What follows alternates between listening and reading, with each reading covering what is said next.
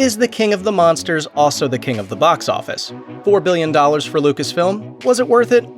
Was Wolverine strong enough to support the entire X-Men movie franchise on his furry back? These movies brought back long-dormant franchises to a planet near you. Star Trek is one of the most influential and long-running media franchises of all time. It's easy to forget that the original Star Trek television series was unceremoniously canceled after its third season in 1969. Star Trek gained cultural momentum in reruns during the 1970s, though, leading to a brief revival as an animated series and a planned return to live-action television called Star Trek Phase 2. After the box office success of Star Wars in 1977, Paramount changed course and relaunched Star Trek on the big screen, resulting in 1979's Star Trek: The Motion Picture. The motion picture was a financial success, but a critical failure whose plotting pace earned it the fan nickname the slow motion picture. Paramount was willing to try making another Star Trek film, but only if it could be done on a much smaller budget. But despite being made on the cheap by unproven director Nicholas Meyer, Star Trek II: The Wrath of Khan made an immediate cultural impact, becoming a legitimate mainstream hit and winning back 8 times its budget. The Wrath of Khan launched a new prosperous era in which Star Trek thrived both on the big screen and back on television for another 2 decades.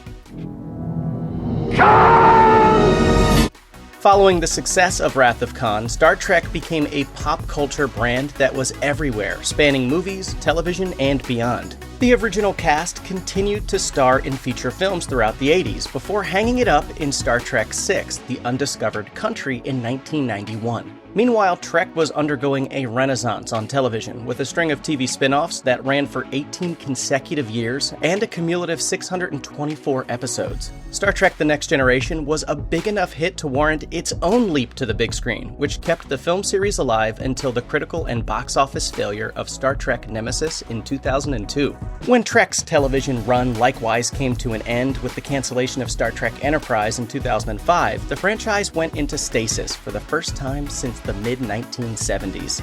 Paramount wouldn't let Trek rest for too long. In 2007, J.J. Abrams was officially attached to direct a new part sequel, part prequel, part reboot, simply titled Star Trek. This radical reimagining of the original source material reignited mainstream interest in the franchise, making it one of the highest-grossing films of 2009. Since then, Trek has had 2 more feature film sequels and yet another television revival, with producer Alex Kurtzman now at the helm of the franchise's 5 new streaming series. Beginning with its first installment in 2000, the X-Men franchise was at the forefront of the superhero movie boom. Each chapter of the original X-Men trilogy outgrossed the last, raking in a cumulative $1 billion in worldwide box office receipts. With the original cast's story concluded, 20th Century Fox sought to expand the franchise with a variety of new spin-offs, beginning with X-Men Origins Wolverine in 2009.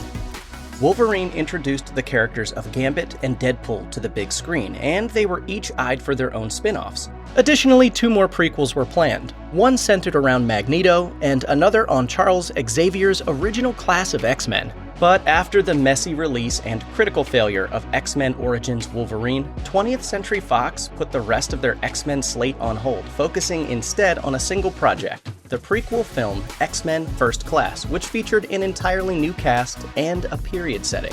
First Class didn't immediately reverse the franchise's box office fortunes, earning about $10 million less than X-Men Origins Wolverine on a similar budget, but it was better received by fans and critics, putting the franchise back in the right direction. Its immediate sequel, X-Men Days of Future Past, combined the new and original X-Men film casts and became a massive box office hit. Incidentally, Days of Future Past also erased the poorly received Last Stand and Origins from continuity by way of time travel. Neat trick, huh?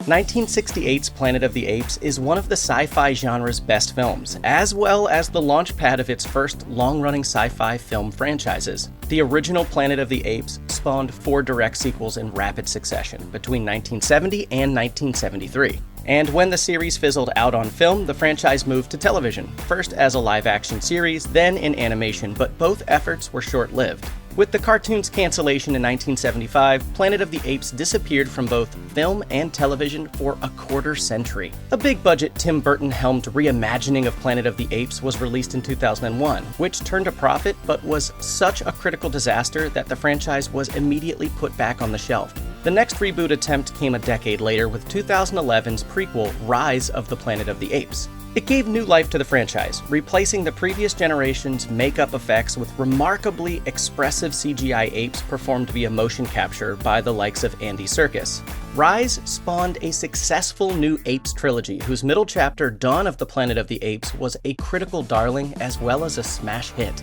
Unsurprisingly, another reboot of the franchise is already in the works. Take your stinking paws off me, you damn dirty ape!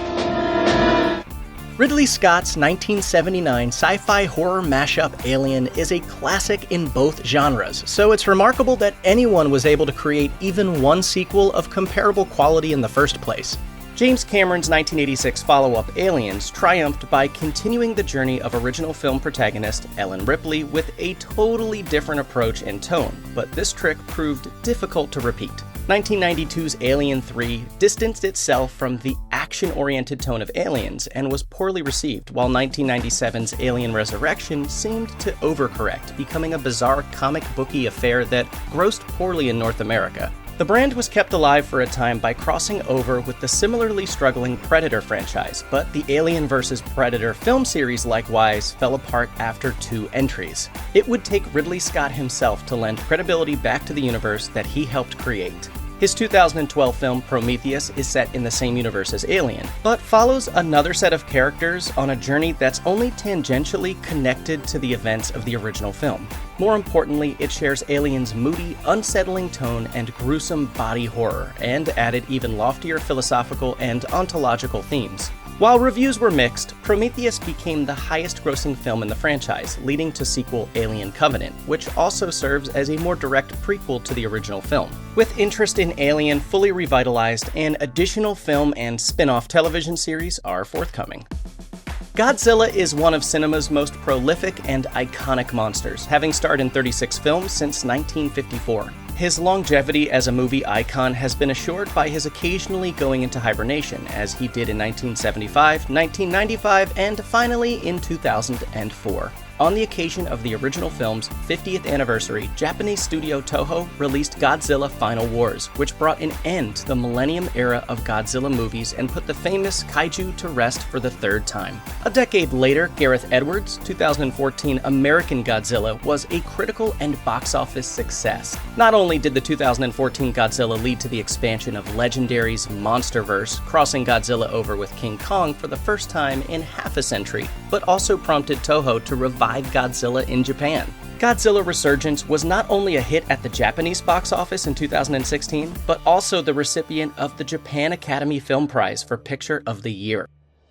The original 1979 Mad Max is a small miracle of filmmaking. The debut feature from writer-director George Miller was produced for less than $500,000 and became such a hit that it held the world record for the most profitable film in terms of cost versus gross until it was toppled by The Blair Witch Project in 1999.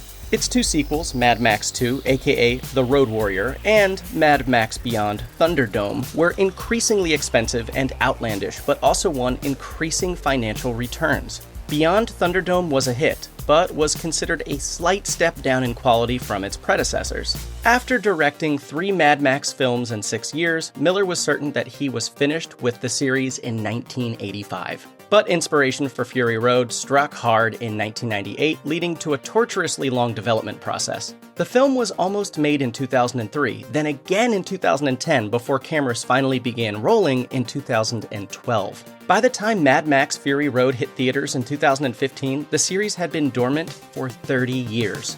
The wait was worth it. Fury Road was an unqualified critical and commercial success that earned 10 Academy Award nominations, including Best Picture. Audiences clamored for more, and a franchise was reborn.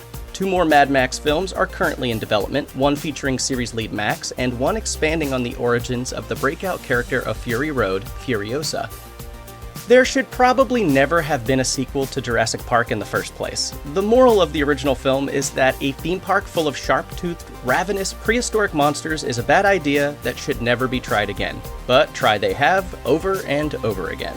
After the 1993 original came the underwhelming 1997 sequel, The Lost World: Jurassic Park. If Steven Spielberg himself couldn't make a successful sequel to his own classic, what hope could anyone else have? 2001's Jurassic Park 3 was even less successful, but plans for a Jurassic Park 4 continued to roll on nevertheless with a decade-long marathon of rejected scripts. Finally, in 2015, Universal and director Colin Trevorrow released their long-awaited, big-budget attempt to clone their cash cow, Jurassic World. Sporting an entirely new set of characters, but deeply rooted in nostalgia for the original, Jurassic World was a colossal box office hit, raking in over $1.6 billion worldwide and spawning a pair of sequels of its own. Like their genetically reconstituted stars, the Jurassic World films really shouldn't exist, but there's no denying that the franchise is alive and well. From the moment that Disney purchased Lucasfilm for $4 billion in 2012, it was a sure thing that Star Wars would be coming back to the big screen, and nearly as certain that their first movie out of the gate would be a smash hit. Just as in the case of 1999's The Phantom Menace, anticipation and speculation alone would have brought filmgoers out in droves to see if the old Star Wars magic had come back, no matter how disappointed they may have been in George Lucas's prequel trilogy a decade earlier. What's remarkable about Star Wars Episode 7: The Force Awakens, though, is the sheer magnitude of its success. It grossed over $936 million in the US alone, and over $2 billion worldwide. It also got the warmest reception from critics of any Star Wars film since The Empire Strikes Back. Fans may have mixed feelings as to the overall quality of the post-buyout Star Wars brand, but The Force Awakens announced loud and clear that Star Wars was back in a big way. It's unlikely to be retired again anytime soon. The Marvel Cinematic Universe, the most financially successful film franchise of all time, is essentially one big franchise made of many smaller ones. Almost every one of the 23 films in its ambitious Infinity Saga won its opening weekend, turned a profit, and spawned a sequel. Sure, all the movies were hits, but answer us this question. After Thor: The Dark World, was anybody out there really clamoring for more solo Thor movies? The Dark World has the lowest Rotten Tomatoes score in the Infinity Saga, and the first Thor doesn't score much higher. With Chris Hemsworth's original Marvel contract expiring with Avengers Endgame, who's to say there'd have been enough heat behind the character to renew any further? Director Taika Waititi, that's who. Waititi took his ailing corner of the MCU for a hard left turn with Thor Ragnarok, giving it a new sense of humor and a new cast of supporting characters. Ragnarok outgrossed The Dark World globally by over $200 million, and rests near the top of many lists ranking the MCU's best films. Its success prompted rewrites of Avengers: Infinity War, and the more comedic version of the character is set to return for another Thor film with Waititi at the helm. Hemsworth hopes to continue to play Thor for years to come, something that almost certainly wouldn't have happened if not for Ragnarok. I thought you were gone forever. I'm glad to see you back. You're ruining my disguise! Check out one of our newest videos right here. Plus, even more Looper videos about your favorite sci-fi franchises are coming soon. Subscribe to our YouTube channel and hit the bell so you don't miss a single one.